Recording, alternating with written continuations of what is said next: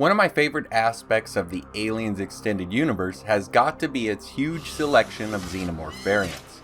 The Queen's army can get quite diverse when pulling from areas like the comics and books, the board games and video games, along with the various statues, figures, and toys.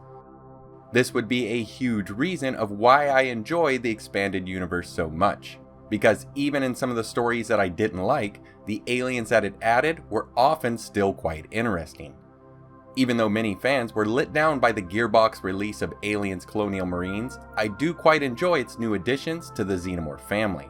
The Lurkers, the Boilers, the Spitters, and today's four-legged runner on steroids, the Crusher.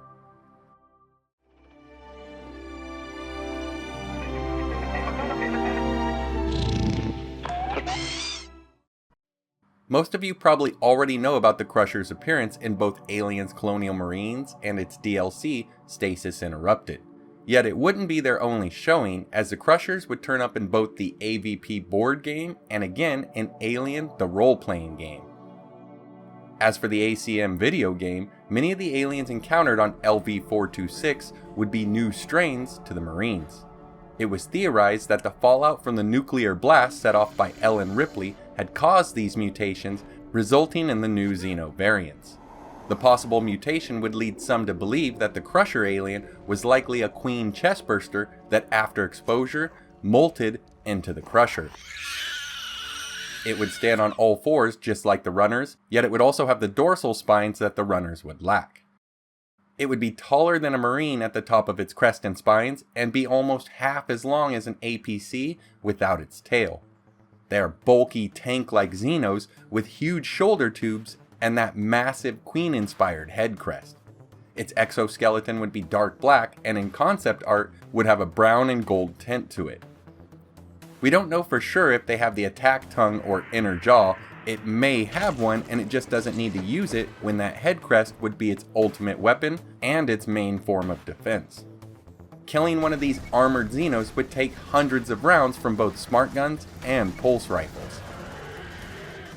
Our next iteration of the Crusher would show up in the AVP board game, The Hunt Begins. Here the Crushers are also encountered on the moon of LV-426. Here it was originally thought that they were adolescent queens, but this theory would be quickly dismissed. Beyond that, they are pretty much the same alien as seen in Aliens Colonial Marines, except the painted versions appear to have a bronze coloration.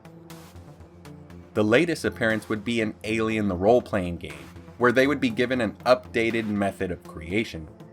Here, the Charger or Crusher is a Stage 6 Xenomorph, one that would begin its life as a runner that would later grow into a Sentry alien. Much like how in the expanded universe, drone aliens grow into warrior class aliens. In this stage, the runner would finally grow its dorsal spines and become a defensive measure for the hive. For a Sentry to become a Charger, the beast would be force-fed the Queen's royal jelly along with raw metals for weeks. Once bloated, it would cocoon itself where it would finally become the Charger. In the Alien RPG universe, the creatures would range in heights of 5'11" to 9'10" at the shoulders, possibly making them the largest Crushers ever encountered. Other than that, they were very similar to the other ones, having a bulletproof crest, yet here its back would be the weak spot, needing 10 hits from the P9 Sonic Harpoon Artillery Remote Projectile Rifle to kill it.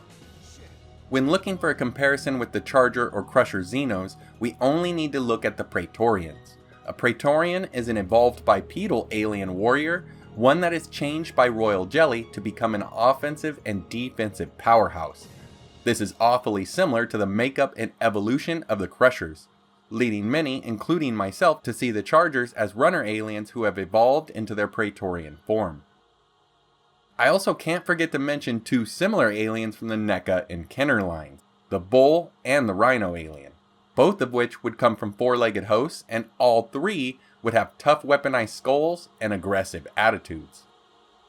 I do have to admit that I like the Alien RPG origin better than the Aliens Colonial Marines one. The Praetorian evolution method with steel and royal jelly makes more sense than being a result of mutations from radiation. Where do you guys stand on this runner Praetorian variant? Should it make an appearance on film or stay in the extended universe? I'd love to hear your comments and questions down below. And as always, take care, and I hope to see you next time.